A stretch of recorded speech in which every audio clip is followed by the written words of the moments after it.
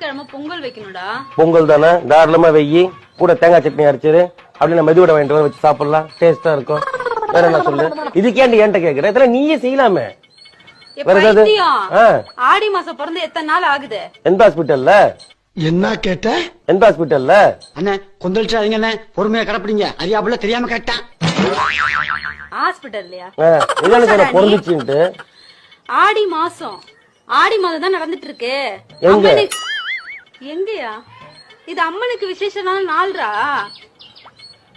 சரி, குலதெய்வம் கும்பிடுற நாள். இந்த மாசத்துல தான் சாமி கும்பிடுவாங்க. சரி, மத்த மாசத்துல எல்லாம் சாமியை திட்டுவாங்களா? பைத்தியம், மத்த மாசத்துல நார்மலா கும்பிடுவாங்க. இந்த நேரத்துல வந்து அப்நார்மலா கும்பிடுவாங்களா?